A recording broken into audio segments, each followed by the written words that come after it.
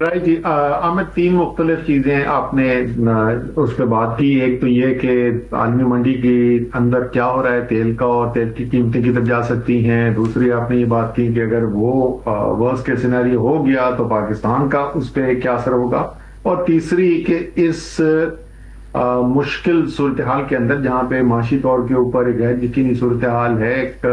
عالمی امن ڈسٹرب ہوا ہے، تو پاکستان کے اندرونی حالات جو ہیں وہ سیاسی معاملات، انتظامی معاملات کیسے چل رہے ہیں. تو مختصراً میں تینوں کے اوپر دیکھیں، ابھی تک جو قیمت بڑھی ہوئی تھی نا، وہ صرف فیوچرز کی وجہ سے نہیں تھی. اس کے اندر دو تین فیکٹرز جو ہیں وہ انہوں نے بڑا اہم کردار ادا کیا. سب سے بڑا سنگل فیکٹر جو ہے وہ چائنا نے اپنے اسٹریٹجک ریزروز، کیونکہ انہوں نے بے تحاشا ریزروز بلڈ کیے ہیں، اور یہ چائنا کی پرانی اسٹریٹجی، جب قیمت اوپر جاتی ہے تو وہ اپنے ریزروز ڈرا ڈاؤن کر دیتے ہیں، اور جب قیمت گرتی ہے تو وہ خرید کے دوبارہ سے ریزروز کو بلڈ کر لیتے ہیں.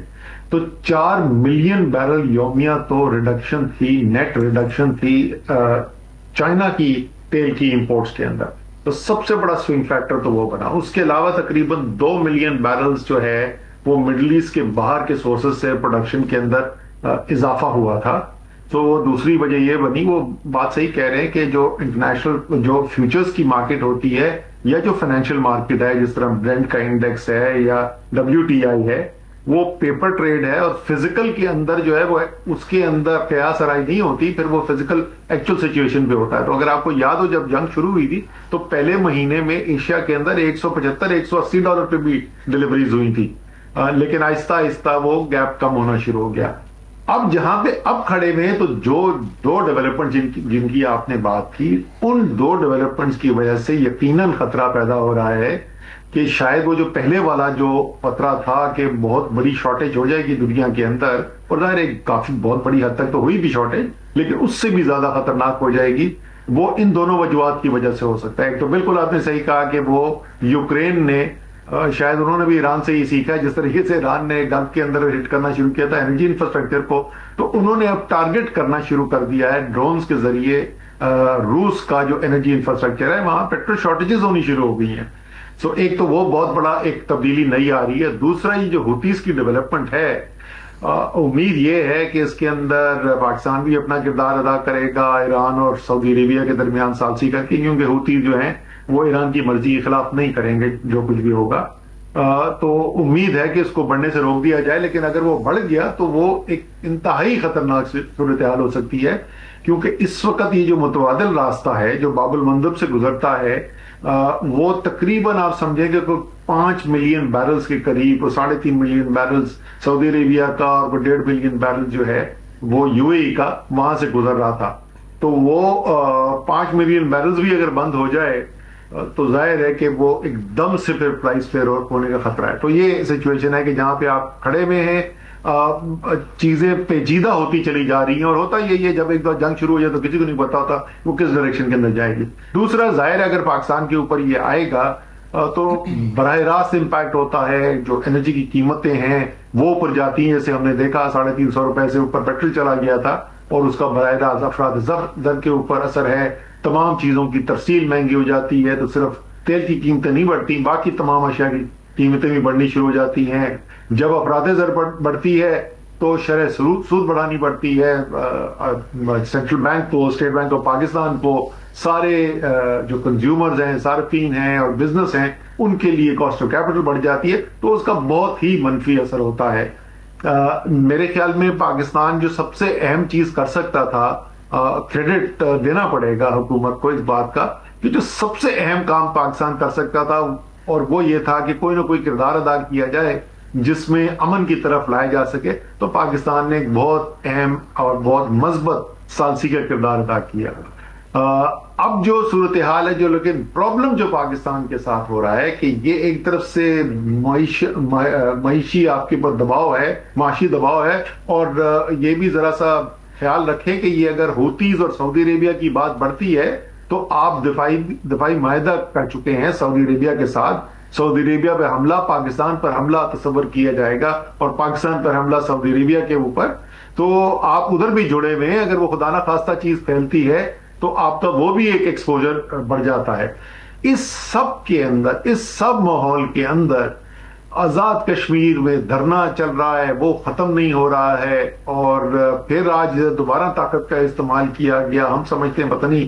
ہر چیز کا علاج طاقت سے ہم کر سکتے ہیں. بلوچستان کی صورتحال سب کے سامنے ہے، دن بدن خراب سے خراب تک ہوتی چلی جا رہی ہے. پاکستان کی جو سب سے بڑی سیاسی پارٹی ہے اس کے ساتھ آپ بالکل